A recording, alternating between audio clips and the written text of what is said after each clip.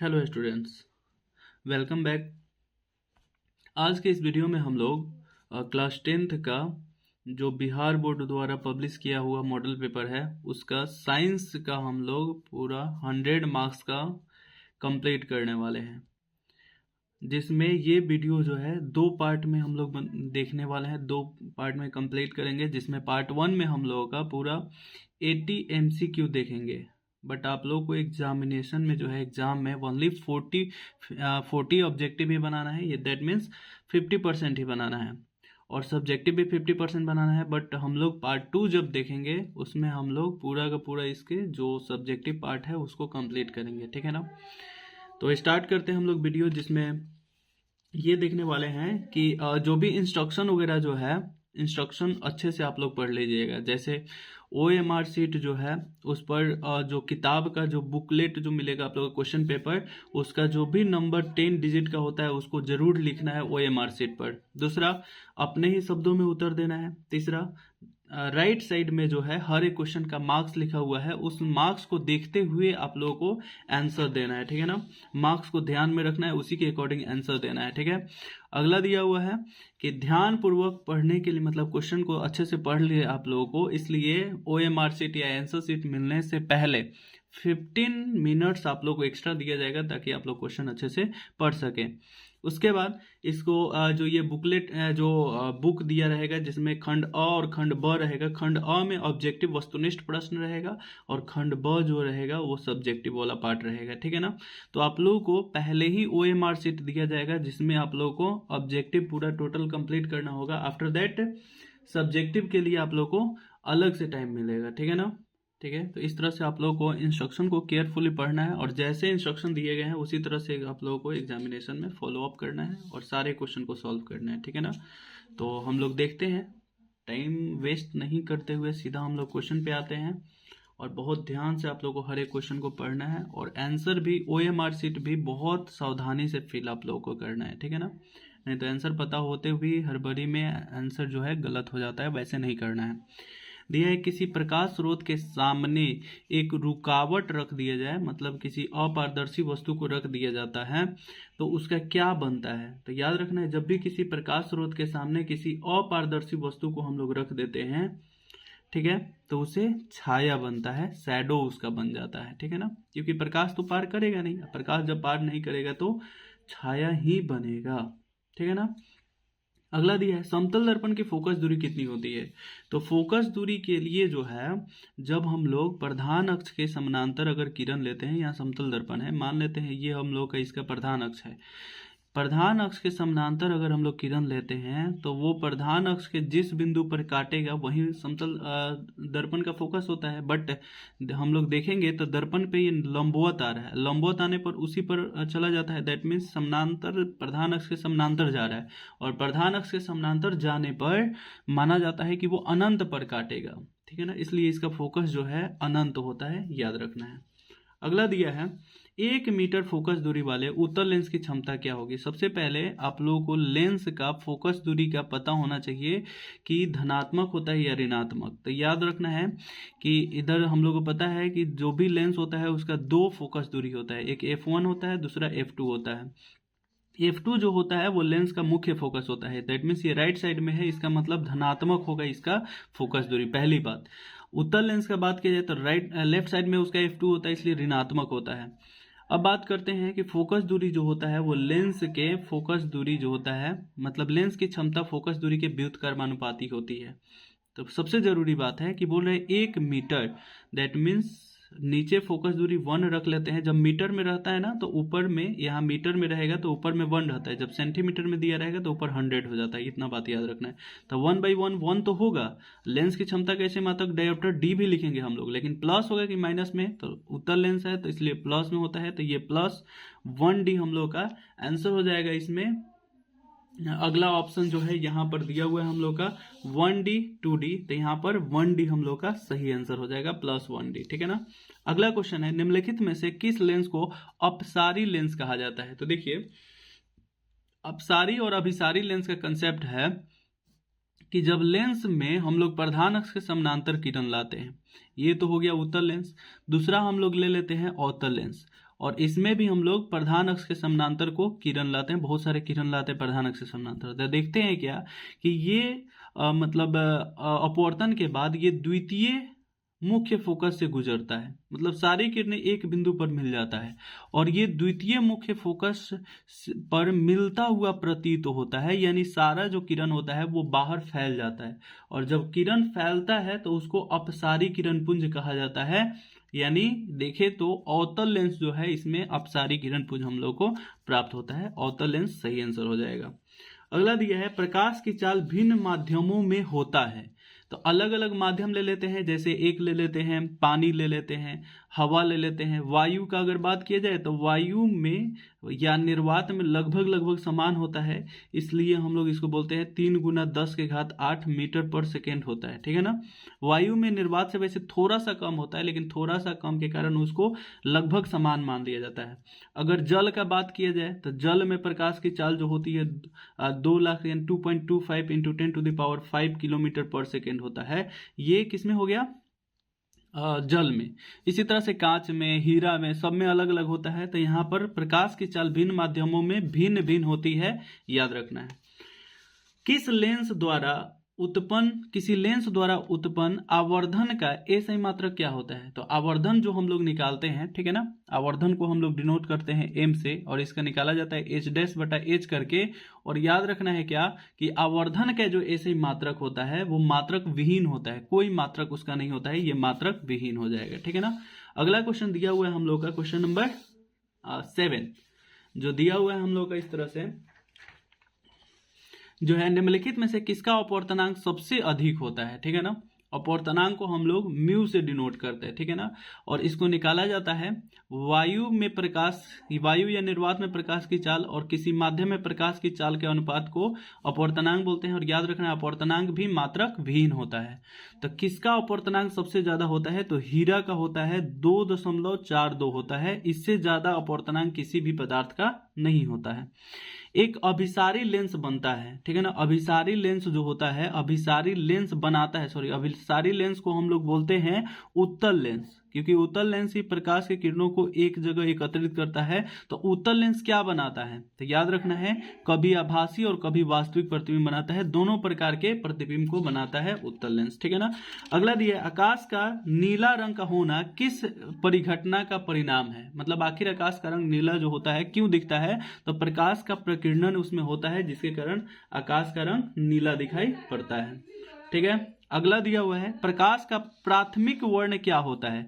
तो याद रखना है ल, ह, न, लाल, हरा और नीला, यही प्रकाश का प्राथमिक रंग होता है, प्राइमरी कलर होता है। तो ऑप्शन में तीनों दिया हुआ है, तो डी हो जाएगा सही आंसर हम लोग का, ठीक है ना।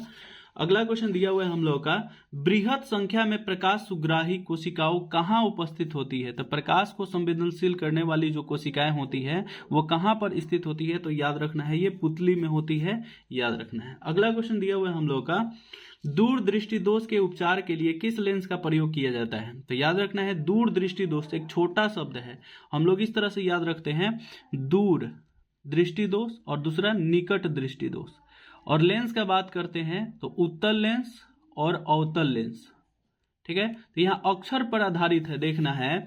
तो दूर छोटा अक्षर है तो छोटा वाला अक्षर वाला लेंस का प्रयोग किया जाएगा। ये बड़ा शब्द है, बड़े अक्षर मतलब 3 अक्षरों से मिलकर बना हुआ है, तो बड़ा अक्षर वाले शब्दों से मिलकर बना होगा। तो इस तरह से याद रखना है, दूर, उत्तल, निकट, अवतल हो जाएगा। उसी तरह से जरा दूरदर्शिता याद रखना है, बाइफोकल एक अबिंदुकता आता है, अबिंदुकता रोग होता है। अबिंदुकता में याद रखना है बेलनाकार लेंस का प्रयोग किया जाता है। तो दूरदृष्टि दोष उत्तल लेंस हम लोग का सही आंसर हो जाएगा। यहाँ पर दिया हुआ है मानव नेत्र के लिए दृष्टि का अस्थायित्व कितना होता है? मतलब किसी वस्तु को जब हम लोग देखते हैं तो वो कितने समय तक उस वस्तु का आंख पर प्रतिबिंब बना रहता है? तो याद रखना है 1/16 सेकेंड तक। और कान पर ध्वनि जो रहता है 1/10 सेकेंड तक स्थिर रहता है, याद रखना है। निम्नलिखित में से कौन सा मात्रक वाट के बराबर है? ठीक है ना। तो वाट हम लोग पढ़ते हैं P बराबर कार्य बटा समय होता है, ठीक है ना। कार्य करने की दर को ही शक्ति कहा जाता है। तो कार्य का ऐसे मात्रक जूल होता है और समय का होता है सेकेंड। तो जूल पर सेकेंड हम लोग का सही आंसर हो जाएगा, ठीक है ना। अगला क्वेश्चन हम लोग देखते हैं जो क्वेश्चन नंबर ठीक है, क्वेश्चन नंबर हो जाएगा हम लोग का 15, जो इस तरह से है।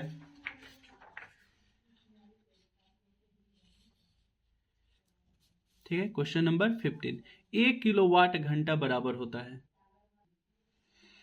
1 किलोवाट घंटा बराबर होता है। तो याद रखना है क्या, 1 किलोवाट घंटा। इसमें एक दो और बातें हम लोग समझ लेते हैं। 1 किलोवाट में होता है 1000 वाट, और गुना होता है 1 घंटा में 3600 सेकेंड। और याद रखना है वाट इंटू सेकेंड, ये जो होता है ये किसके बराबर होता है, ये होता है एनर्जी के बराबर, यानी जूल के बराबर होता है। ठीक है ना, क्यों, क्योंकि अभी हम लोग पढ़े हैं P बराबर होता है W/T होता है। क्रॉस गुना कर देते हैं तो W बराबर इक्वल टू कौन सी हो जाएगा, P इंटू टी, और P का वाट होता है और T का होता है सेकेंड। यहाँ पर देखिए हम लोग तो इस तरह से होता है। ठीक है, तो यहाँ पर दिया हुआ है, इसको अगर हम लोग कन्वर्ट करते हैं तो ये हो जाएगा 3.6 गुना 10 के घात 6, और ये वाट इंटू सेकेंड है, तो वाट इंटू सेकेंड को हम लोग क्या लिख सकते हैं, जूल। तो 3.6 गुना 10 के घात 6 जूल होता है। और एक बात याद रखना है कि 1 किलोवाट घंटा बराबर होता है 1 यूनिट। ठीक है ना, जो बिजली बिल हम लोग का आता है वो 1 यूनिट 1 किलोवाट घंटा, और इसी को याद रखना है, अगर जूल में कन्वर्ट करें तो इतना जूल होता है। ठीक है, उसके अलावा याद रखना है किलोवाट कोई पूछेगा तो विद्युत शक्ति का ऐसे ही मात्रक है। ठीक है, और किलोवाट घंटा जो है ये ऊर्जा का व्यवसायिक मात्रक होता है, याद रखना है। तो यहाँ पर हो जाएगा हम लोग का सही आंसर 1 यूनिट। ठीक है, अगला है विद्युत शक्ति का ऐसे मात्रक क्या होता है, तो शक्ति है, शक्ति का ऐसे मात्रक जो होगा ये वाट होता है। ठीक है ना, अगला याद रखना। इसमें एक और बात है, वोल्ट दिया है तो वोल्ट विभव या विभवांतर का ऐसे मात्रक होता है, और ऊर्जा का ऐसे मात्रक जूल होता है, और बल का ऐसे मात्रक न्यूटन होता है। अगला दिया है 1 किलोवाट घंटा बराबर होता है, तो अभी बताए हैं 3.6 गुना 10 के घात 6 जूल होता है। ठीक है ना, अगला क्वेश्चन देखते हैं हम लोग, क्वेश्चन नंबर 18 जो दिया हुआ है। ठीक है, अगला क्वेश्चन है, दाएं हाथ अंगूठा के नियम को किसने प्रतिपादित किया था, किसने दिया था। तो दाहिने हाथ के अंगूठा का जो नियम है वो फ्लेमिंग का दक्षिण हस्त नियम है। ठीक है ना, वो बोले हुए थे कि दाहिने हाथ की मुट्ठी में किसी धारावाही चालक को इस प्रकार पकड़े कि अंगूठा धारा की दिशा को बताए, तो अन्य सभी उंगलियां चुंबकीय क्षेत्र की दिशा को बताता है। तो ये है, याद रखना है, किसके द्वारा दिया था, मैक्सवेल के द्वारा दिया गया है। किसी विद्युत फ्यूज विद्युत धारा के किस सिद्धांत पर कार्य करता है, तो याद रखना है ऊष्मीय सिद्धांत पर। जब विद्युत धारा में चालक तार में ऊष्मा की मात्रा बढ़ जाती है तो उसका जो तार होता है, जो विद्युत फ्यूज में जो तार का प्रयोग किया जाता है वो गल जाता है, याद रखना है। एक M4 बोलते हैं मिली, और मिली में याद रखना है 10 के घात -3 होता है। अगर माइक्रो देता है, ठीक है ना, जिसको म्यू से डिनोट करते हैं, तो 10 के घात -6। नैनो रहता है 10 के घात -9। एक एंगस्ट्रम का बात करता है तो 10 के घात -10। अगर एंगस्ट्रम मीटर का बात करता है तो यहाँ मीटर, एक एंगस्ट्रम में वैसे 10 के घात -10 मीटर ही होता है। तो यहाँ पर मिली दिया है, मिली मतलब हो जाएगा 10 के घात -3 एम्पियर। अगला दिया है, प्रतिरोध का मान बढ़ाने के लिए प्रतिरोधों को जोड़ा जाना चाहिए। तो याद रखना है, प्रतिरोध का मान बढ़ाना हो तो उसको श्रेणी क्रम में जोड़ा जाना चाहिए। आप प्रतिरोध के मान को घटाना हो तो पार्श्व क्रम में, क्योंकि इसका अगर हम लोग बात करते हैं समतुल्य प्रतिरोध जो RS बराबर होता है R1 + R2 + R3 है। जब हम लोग सामान्य तरीका से जोड़ देते हैं तो मान ऑब्वियसली बढ़ जाएगा। पार्श्व क्रम में 1/RS का बात करते हैं तो ये होता है 1/R1 + 1/R2 + 1/R3। इस तरह से हम लोग का पार्श्व क्रम में जोड़ते हैं तो मान घट जाता है। ठीक है ना, अगला क्वेश्चन दिया है 20। अगला क्वेश्चन हम लोग देखते हैं जो दिया है 22 नंबर, जो इस तरह से है, इलेक्ट्रॉनिक हीटर की कुंडली बनाने में किस पदार्थ का प्रयोग किया जाता है, तो नाइक्रोम के तार का प्रयोग किया जाता है। यहाँ पर क्वेश्चन दिया हुआ है इलेक्ट्रॉनिक 22 नंबर, इलेक्ट्रॉनिक हीटर की कुंडली बनाने के लिए किस पदार्थ का प्रयोग किया जाता है, तो नाइक्रोम के तार का प्रयोग किया जाता है। निम्नलिखित में से कौन सा ग्लोबल वार्मिंग के लिए उत्तरदायी होता है, तो CO2 गैस जो होता है, याद रखना है, ग्लोबल वार्मिंग के लिए उत्तरदायी होता है, जो वायुमंडल में 0.03% मात्रा पाई जाती है। अगर इसकी मात्रा बढ़ जाती है तो वही ग्लोबल वार्मिंग का कारक बन जाता है। इनमें से कौन जीवाश्म ईंधन है? तो जीवों के अंश से जो ईंधन बनता है उसी को जीवाश्म ईंधन बोलते हैं। तो इनमें सभी हो जाएगा, ठीक है ना। याद रखना है, पेट्रोलियम जब बोले तो पेट्रोल, डीजल, केरोसिन तेल, ये सब हो जाएगा। कोयला होता ही है। प्राकृतिक गैस में दो होता है, सीएनजी और एलपीजी होता है, ठीक है ना। एलपीजी लिक्विफाइड पेट्रोलियम गैस, द्रवीभूत पेट्रोलियम गैस। सीएनजी कंप्रेस्ड नेचुरल गैस, संपीड्य प्राकृतिक गैस इसको हिंदी में कहा जाता है।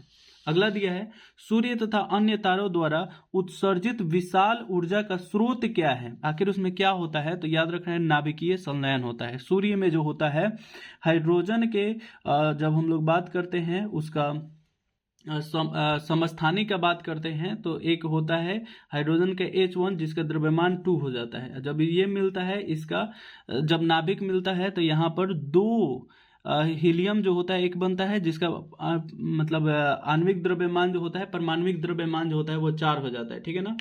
तो यहाँ पर हाइड्रोजन के दो नाभिक मिलने से हीलियम का निर्माण हो जाता है। जब दो नाभिक जुड़ते हैं आपस में तो उसी को बोलते हैं नाभिकीय संलयन, और इसी के कारण ऊर्जा बहुत ज्यादा मात्रा में उत्पन्न होती है, जो सूर्य और अन्य तारों के ऊर्जा का स्रोत है। अगला देखते हैं क्वेश्चन नंबर 26। टिहरी बांध निर्माण का उद्देश्य क्या था? ठीक है ना। तो याद रखना है कि ये जो है टिहरी बांध निर्माण का उद्देश्य क्या था?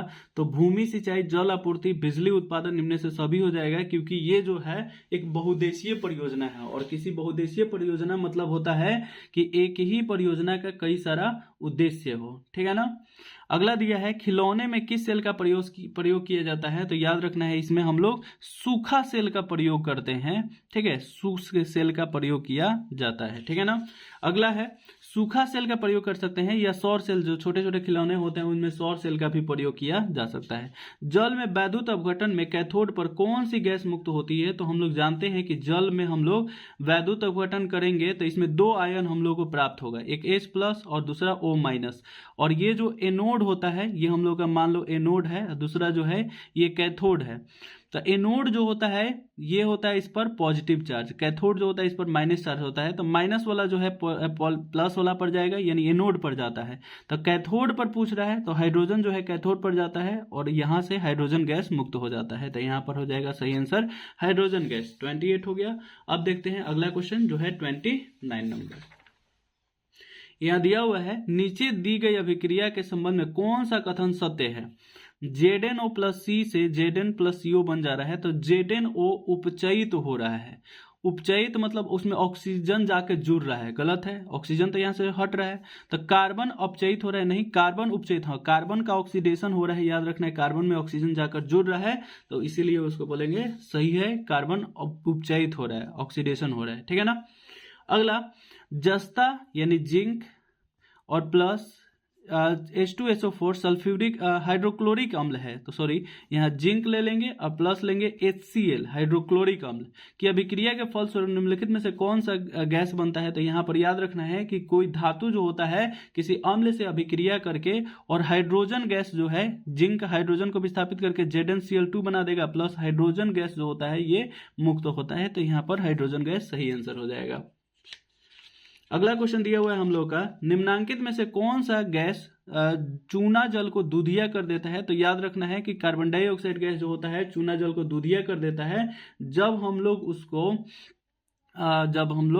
चूना जल में ज्यादा मात्रा में प्रवाहित कर देते हैं। तो याद रखना है कि वो पारदर्शी बना देता है, ट्रांसपेरेंट बना देता है, पारदर्शी बना देता है, ये भी याद रखना है, ठीक है ना।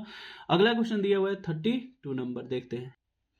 निम्नलिखित में से कौन बुझा हुआ चूना है? ठीक है ना। बुझा हुआ चूना का सूत्र होता है, तो जब हम लोग क्या करते हैं, कली चूना लाते हैं और उसमें जल को मिला देते हैं तो ये बन जाता है हम लोग का कली चूना का CaO होता है, ठीक है ना। ये बन जाता है CaOH का होल ट्वाइस, और इसी को हम लोग बोलते हैं बुझा हुआ चूना, ठीक है ना। तो यहाँ CaOH का होल ट्वाइस कैल्शियम हाइड्रोक्साइड हम लोग का सही आंसर हो जाएगा।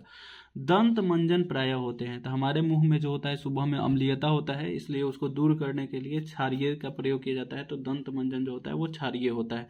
नींबू में कौन सा अम्ल पाया जाता है? तो उसमें सिट्रिक अम्ल पाया जाता है, याद रखना है, सिट्रिक अम्ल। और सिरका में पाया जाता है एसिटिक अम्ल, याद रखना है, सिरका में एसिटिक अम्ल पाया जाता है। दही में पाया जाता है लैक्टिक अम्ल। उसके बाद याद रखना है फॉर्मिक अम्ल चींटी के डंक में पाया जाता है, ठीक है ना, चींटी के डंक, चींटी के डंक में पाया जाता है फॉर्मिक अम्ल, ठीक है ना।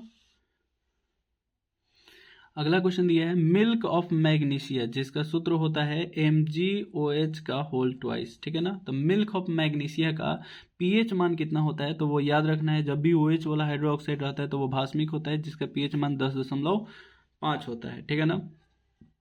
7 से कम, याद रखना है, ये 7 हो गया। 7 से कम अगर पीएच मान है तो वो अम्लीय होता है, 7 से ज्यादा होता है तो वो भास्मिक होता है, और 7 जो होता है वो उदासीन होता है, वो लवण होता है, याद रखना है, ठीक है ना। अगला क्वेश्चन हम लोग देखते हैं 36 नंबर जो दिया है, जस्ता अयस्क है, किसका है, तो जिंक ब्लेड, जेडेन, मतलब जस्ता का अयस्क इसमें कौन है, तो जेडेनएस जो होता है, जिंक ब्लेड जो होता है, ये याद रखना है, ये अयस्क होता है किसका, जिंक का, जिंक ब्लेड। HgS सीने बार जो होता है HgS होता है, ये मरकरी का अयस्क होता है, और बॉक्साइड जो होता है Al2O3 होता है, जो एल्युमिनियम का अयस्क होता है, ठीक है ना। अगला दिया है धातु को सिर्फ अम्ल राज में घुलाता है वह है, ठीक है ना, मतलब धातु को सिर्फ अम्ल राज में घुलता है वह क्या है, तो वो चांदी और सोना है, ठीक है ना, चांदी और सोना होता है। तो Au जो होता है वो गोल्ड होता है, सोना होता है, याद रखना है। निम्नलिखित में से कौन सा आयनिक यौगिक नहीं है, आयनिक यौगिक नहीं है मतलब सहसंयोजक यौगिक है, तो याद रखना है कि अधातुओं के बीच जो यौगिक बनता है वो सहसंयोजक, कैल्शियम धातु है। कार्बन डाइऑक्साइड जो होता है ये आयनिक नहीं है, ठीक है ना, याद रखना है, ये आयनिक यौगिक नहीं है, क्योंकि इसमें जो होता है सहसंयोजक बंधन बनता है, हम लोग देखते हैं इलेक्ट्रॉन शेयरिंग से बनता है। ऑक्सीजन जो होता है 2 इलेक्ट्रॉन शेयर करता है, तो ये भी 2 करता है, और 2 एक और ऑक्सीजन यहाँ पर हो जाएगा। और इस तरह से अगर ऑक्सीजन के बाह्यतम कक्षा में देखें तो 6 इलेक्ट्रॉन होता है, तो उसके और इलेक्ट्रॉन भी हम लोग दिखा सकते हैं यहाँ पर। और इस तरह से ऑक्सीजन जो है कार्बन के इलेक्ट्रॉन को शेयर कर लेता है, और कार्बन जो होता है दोनों ऑक्सीजन के इलेक्ट्रॉन को शेयर करके, और इस तरह से हम लोगों को आयनिक इसके बीच जो है सहसंयोजक बंधन देखने को मिल जाता है। हीलियम गैस क्या है, तो हीलियम गैस जो होता है वो अक्रिय गैस होता है, निष्क्रिय गैस, जिसको आवर्त सारणी में 18वें वर्ग में रखा गया है, याद रखना है 18वें वर्ग में रखा गया है। और उसमें कौन कौन से तत्व होते हैं, तो याद रखना है हीलियम होते हैं, नियॉन होते हैं, आर्गन होते हैं, क्रिप्टन होते हैं, जेनन होते हैं, और रेडन होता है, ठीक है ना, याद रखना है। ये जो होते हैं एक्सन और आर होगा यहाँ पर, तो ये जो होते हैं अक्रिय गैस होते हैं। इनके बाह्यतम कक्षा में इलेक्ट्रॉन जो होता है पूर्ण रूप से भरा होता है, और इसका याद रखना है संयोजकता जो होता है, संयोजकता 0 होता है, ठीक है ना, इसका संयोजकता जो होता है 0 होता है, ये न इलेक्ट्रॉन का त्याग करते हैं और न इलेक्ट्रॉन को ग्रहण करते हैं, ठीक है ना।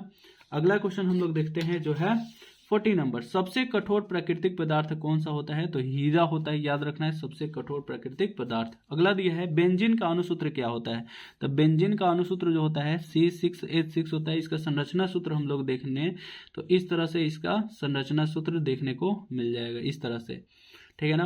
अगर संरचना सूत्र एक और तरीके से देखना चाहें तो इस तरह से, अगर सभी बंधनों को दिखाएं, सभी अणुओं सभी परमाणुओं को दिखाएं, तो इस तरह से कार्बन होगा, कार्बन कार्बन, ऐसे ही आप लोगों को संरचना जब बोले बनाने के लिए तो ऐसे ही बनाना है, इस तरह से सारे बंधन को इसको दिखा देना है, के साथ प्रत्येक के साथ हाइड्रोजन को जोड़ देना है, इसमें प्रत्येक का हाइड्रोजन हो जाएगा यहाँ पर कार्बन के साथ, जिससे अब क्या करना है, एक को छोड़ करके, जैसे कि यहाँ डबल बॉन्ड लगा दिया तो इसको छोड़ करके यहाँ लगाना है, फिर इसको छोड़ करके यहाँ पर लगाना है, और इस तरह से ये बेंजीन का संरचना सूत्र बनके तैयार हो जाता है, जिसके सभी बंधन और सभी परमाणुओं को हम लोग दिखा दिए। अगला क्वेश्चन हम लोग का दिया है हाइड्रोजन के 2 परमाणुओं के बीच कौन आबंध बनते हैं, तो हाइड्रोजन हम लोग जानते हैं एक एक इलेक्ट्रॉन को शेयर करता है, और इस तरह से एक एक आबंध बनता है, सिंगल बॉन्ड बनता है, ठीक है ना।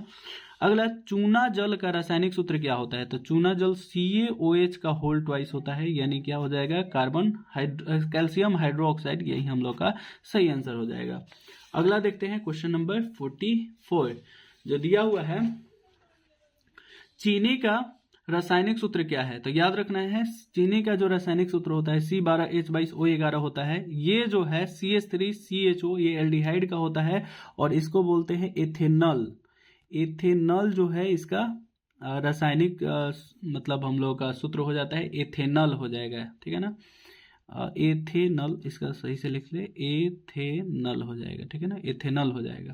अगला C6H12O6 जो होता है ये ग्लूकोज का होता है, और ये जो होता है ये एसिटिक अम्ल का होता है, याद रखना है, ठीक है ना। अगला दिया है निम्नलिखित में से कौन सा कार्बनिक यौगिक सबसे अधिक क्रियाशील होता है, तो सबसे अधिक क्रियाशील होने के लिए या तो उसको एल्कीन या एल्काइन का बनना पड़ता है, ठीक है ना।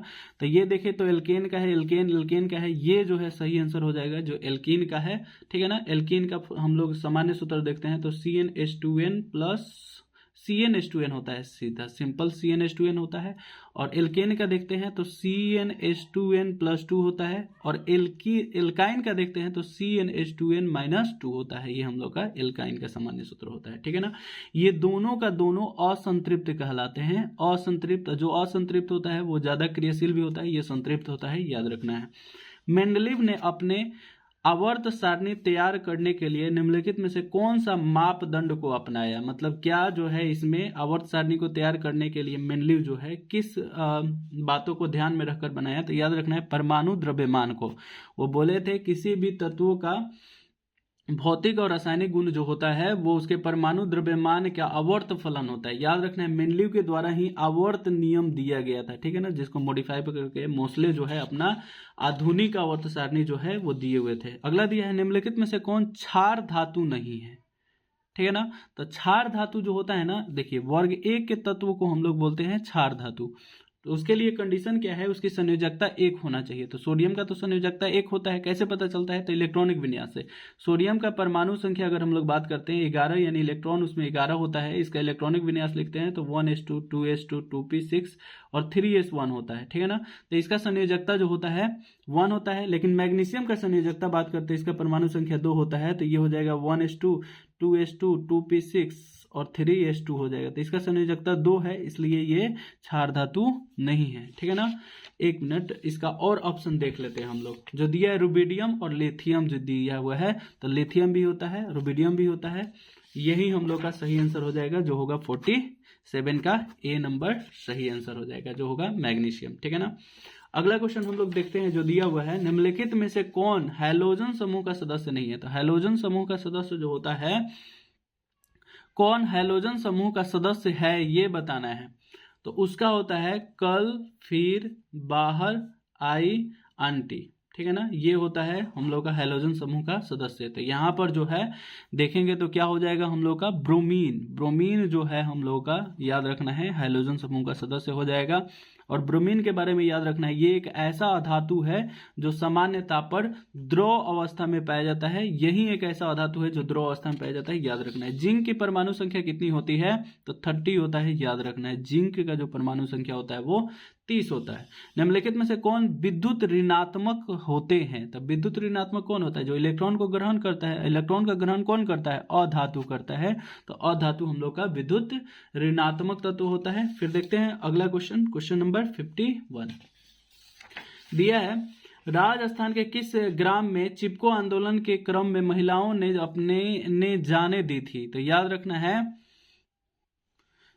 है, तो इसका हो जाएगा सही आंसर खेजरी, ठीक है ना। खेजरी जो है वो राजस्थान में एक जगह है जहां पर महिलाओं जो है चिपको आंदोलन को मतलब असफल करने के लिए अपनी जानें दे दी थी। निम्नलिखित में से किसके कारण पर्यावरण में संतुलन बिगड़ जाता है, ठीक है ना। तो किसके कारण, तो अधिक वनारोपण के कारण, या बढ़ती जनसंख्या के कारण, जैव विविधता के कारण, या अधिक हरे पौधे को उगाने के। तो बढ़ती जनसंख्या के कारण जो होता है पर्यावरण का संतुलन बिगड़ जाता है।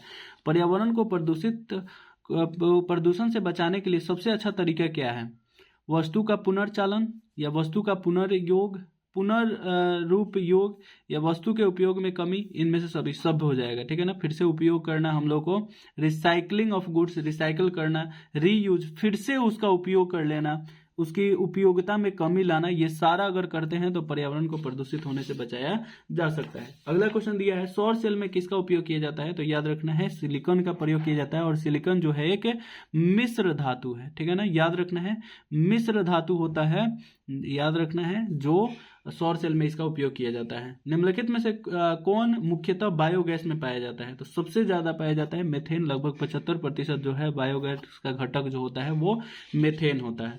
मनुष्य के दांत की सबसे ऊपरी परत जो है वो क्या कहलाती है, इनामेल कहलाती है, और इसी के कारण जो होता है दांत बहुत ही ज्यादा मजबूत होता है। और याद रखना है कि इनामेल जो होता है शरीर का सबसे मजबूत तत्व होता है। जठर ग्रंथियां पाई जाती है, ठीक है ना, ये हम लोग का पाया जाता है कौन सी में, अमाशय में पाया जाता है। जठर रस इससे स्त्रावित होता है, जो जिसका मुख्य अवयव जो होता है HCl होता है। और साथ में अगर ये हाइड्रोक्लोरिक अम्ल होता है कि साथ में हम लोग का वहां पर एंजाइम भी स्त्रावित होता है, जो होता है रेनिन और पेप्सिन। रेनिन प्लस पेप्सिन जो है उसमें एंजाइम उपस्थित होता है जो प्रोटीन का पाचन करता है। रेनिन जो है दूध का पाचन करके दूध से दही बनाता है, और पेप्सिन जो होता है प्रोटीन को पेप्टोन में बदल देता है, ठीक है। अगला क्वेश्चन देखते हैं, जो क्वेश्चन नंबर है 58। निम्नलिखित में से कौन वसा के पाचन में सहायक होता है? तो याद रखना है इसके लिए एक जो है वसा का पाचन करने के लिए हम लोग के अग्नाशय से स्त्रावित होने वाला एक मतलब एंजाइम होता है, जिसमें पाया जाता है LAT, LAT LAT, lipase, amylase और ट्रिप्सिन। लैट में लाइपेज जो होता है ये अग्नाशय से स्त्रावित पूर्ण पाचक एंजाइम होता है। तो लाइपेज जो होता है यही पाचन करता है कौन सी का, वसा का। तो लाइपेज हम लोग का सही आंसर हो जाएगा। पीत का रंग होता है, याद रखना है, पीत का जो रस का रंग होता है वो हरा होता है, जिसका pH वैल्यू जो होता है 7.8 होता है, बहुत ही ज्यादा क्षारीय होता है, याद रखना है। जो किसके द्वारा स्त्रावित किया जाता है, यकृत द्वारा निर्माण किया जाता है और जमा किया जाता है कौन सी में, तो याद रखना है पित्ताशय में जमा किया जाता है, ठीक है ना। अगला क्वेश्चन दिया है, पौधों में श्वसन होता है, तो याद रखना है पौधों में श्वसन जो होता है तना से भी होता है, जड़, पत्तियों सबसे होता है। हरे पौधे रात्रि में किस गैसों का निष्कासन करते हैं, बाहर निकालते हैं, तो याद रखना है कार्बन डाइऑक्साइड निष्कासन करते हैं। पौधे भी मनुष्य जीवों की तरह जो है श्वसन की क्रिया में ऑक्सीजन ग्रहण करते हैं और कार्बन डाइऑक्साइड को बाहर निकालते हैं, ठीक है ना। अगला क्वेश्चन दिया हुआ है, किण्वन के फलस्वरूप कितने ATP का निर्माण बनता है, तो याद रखना है यदि किण्वन के फलस्वरूप कितने ATP का निर्माण होता है, तो 2 ATP का निर्माण होता है, याद रखना है। समान डाइस्टोल, डाइस्टोल को हम लोग अनुशीथलन भी बोलते हैं, ठीक है ना, अनुशीथलन। तो ये 2 चीज होता है, याद रखना। एक सिस्टोल होता है जिसको प्रकुंचन कहा जाता है, जिसका 120 mm ऑफ Hg होता है। सामान्य व्यक्ति का रक्तदाब जो होता है, रक्तदाब 120/80 mm ऑफ Hg होता है, जिसमें याद रखना है क्या कि सिस्टोल जो होता है वो 120 होता है और डायस्टोल जो होता है वो 80 होता है, उसी को हम लोग अनुशीतलन भी कहते हैं। पौधों में वाष्पोत्सर्जन किस अंग में होता है, तो याद रखना है पत्तियों में होता है वाष्पोत्सर्जन। पत्तियों में उपस्थित रंध्र के द्वारा वाष्पोत्सर्जन होता है, वाष्प के रूप में उत्सर्जन होता है, ठीक है ना। अगला क्वेश्चन हम लोग का दिया हुआ है 65 नंबर, जो इस प्रकार है, अस्थि क्या है, तो याद रखना है अस्थि जो है एक हम लोग का शरीर का ऊतक होता है, याद रखना है, ठीक है ना। और हड्डी के कोशिकाओं को ऑस्टियोब्लास्टिस कहा जाता है, ऑस्टियोब्लास्टिस। पादप में उपस्थित अपशिष्ट संचित रहते हैं, कहाँ पर उनके जो खराब पदार्थ होते हैं, है ना, वो कहाँ पर उपस्थित होता है, तो याद रखना है सभी भागों में उपस्थित होते हैं। वृक्क के संरचनात्मक एवं क्रियात्मक इकाई को क्या कहते हैं, तो याद रखना है नेफ्रॉन कहा जाता है। और मस्तिष्क के संरचनात्मक एवं क्रियात्मक इकाई को न्यूरॉन कहा जाता है। पौधों के उत्सर्जी पदार्थ इनमें पदार्थ है, इसमें से कौन है, तो टैनिन भी होता है, रेजिन, गोंद सब होता है, इनमें से सभी हो जाएगा। अगला देखते हैं 69 नंबर क्वेश्चन, जो दिया, स्मरण शक्ति का मुख्य केंद्र कहाँ है ऐसा भाग जहां पर हम लोग का मेमोरी जो होता है वो स्टोर होता है, तो सबसे पहला भाग, सबसे बड़ा भाग सेरिब्रल पेंडिकल होता है, यही हम लोग का सही आंसर हो जाएगा। वैसे सेरिब्रम भी हम लोग दे सकते हैं, सेरिब्रल नहीं होकर सेरिब्रम हम लोग का सबसे बड़ा भाग होता है मस्तिष्क का, यहीं पर स्मृतियां जो होती है, यादें जो होती है वो स्टोर होती है। जड़ का अधोगामी वृद्धि कहलाता है, नीचे की ओर वृद्धि क्या कहलाता है, तो जलानुवर्तन कहलाता है, याद रखना है, ठीक है ना। अगला दिया है यहाँ जलानुवर्तन और गुरुत्वानुवर्तन, याद रखना है यहाँ पर जलानुवर्तन नहीं होगा, ठीक है, गुरुत्वानुवर्तन हो जाएगा। नीचे की ओर बढ़ता है तो गुरुत्वानुवर्तन होता है, यानी पृथ्वी के गुरुत्व की दिशा में जब पौधों का कोई भाग वृद्धि करता है तो उसको गुरुत्वानुवर्तन कहते हैं। एस्ट्रोजन स्त्रावित होता है, तो याद रखना है एस्ट्रोजन जो होता है ये वृषण से, नर लैंगिक जनन हार्मोन होता है, तो याद रखना है ये वृषण से जो होता है, याद रखना है ये स्त्रावित होता है, ठीक है ना। अगला क्वेश्चन है जो हम लोग का है 72, जो इस प्रकार है हम लोग का, स्वपरागन निम्नलिखित में से किन पौधों में होता है, तो स्वपरागन याद रखना है कि वैसे पौधों में ही हो सकता है जो एक ही पुष्प में नर और मादा दोनों उपस्थित हो, तो उसको बोलते हैं उभयलिंगी पुष्प कहा जाता है, ठीक है ना। गर्भाशय के किस भाग में भ्रूण विकसित होता है, तो याद रखना है फंडस योनि में नहीं होता है, इंडोमेट्रियम में होता है। इंडोमेट्रियम या फंडस जो होता है दोनों में हो सकता है। इंडोमेट्रियम जो है सही आंसर हो जाएगा हम लोग का। निम्नलिखित में से कौन सा भाग केवल पुष्प जननांगों में पाया जाता है? तो याद रखना है, निम्नलिखित में से कौन सा भाग केवल पुरुष जननांगों में पाया जाता है? तो शुक्रवाहिका जो है दोनों मतलब से केवल पुरुषों में पाया जाता है। अनुवांशिकता का पिता किसको कहा जाता है? ग्रेगर जॉन मेंडल को कहा जाता है, याद रखना है, ठीक है ना। अगला क्वेश्चन हम लोग का दिया हुआ है, मेंडल किस देश में ईसाइयों के मठ में पादरी थे? तो याद रखना है वो थे ऑस्ट्रिया में ईसाइयों के मठ में वो पादरी थे। इनमें से कौन वर्गीकरण के सबसे ऊपरी पायदान पर अवस्थित होता है? तो याद रखना है सबसे ऊपर जो होता है वो जगत होता है, ठीक है ना। दो जगत में बांटा गया है, जीव जगत और पादप जगत में दो भागों में इसको बांटा गया है। सूक्ष्म उपभोक्ता को क्या कहा जाता है? तो वो सूक्ष्म उपभोक्ता का उदाहरण है जीवाणु, कवक, शैवाल। तो ये जो है जीवाणु और कवक, यही दोनों हम लोग का सूक्ष्म उपभोक्ता के रूप में आ जाएगा। उपभोक्ता उसको कहा जाता है जो उत्पाद को, जो भी उत्पादक द्वारा उत्पाद बनाए जाते हैं उसको ग्रहण करता है। मांसाहारी जीवों को क्या कहा जाता है? जो मांस खाते हैं उनको क्या, कौन सा उपभोक्ता की श्रेणी में रखा जाता है? तो याद रखना है उनको द्वितीयक, जैसे हरे पौधे उत्पादक हो गए जो भोजन बनाते हैं। दूसरा, हरे पौधे को जो खाता है वो शाकाहारी जो होते हैं वो प्राथमिक उपभोक्ता कहलाते हैं, और जो उनको खाते हैं वही कहलाते हैं मांसाहारी, और वो द्वितीयक उपभोक्ता की श्रेणी में आ जाते हैं। खाद्य श्रृंखला के प्रत्येक पोषी स्तर पर ऊर्जा का कितना प्रतिशत अगले पोषी स्तर में जाता है? तो याद रखना है 10%। इसको 10% ऊर्जा के परिवहन का नियम भी कहा जाता है, ठीक है। इस प्रकार से हम लोग पार्ट 1 जो है कंप्लीट कर लिए, जिसमें 80 के 80 MCQ जो है काफी VBI MCQ थे, जिसको पूरे डिटेल से हम लोग समझे। फिर मिलते हैं नेक्स्ट पार्ट में, इसके हम लोग सारे के सारे सब्जेक्टिव जो है पूरे एकदम डिटेल से हम लोग देखने वाले हैं। तो मिलते हैं नेक्स्ट पार्ट में नेक्स्ट वीडियो के साथ, तब तक के लिए बाय।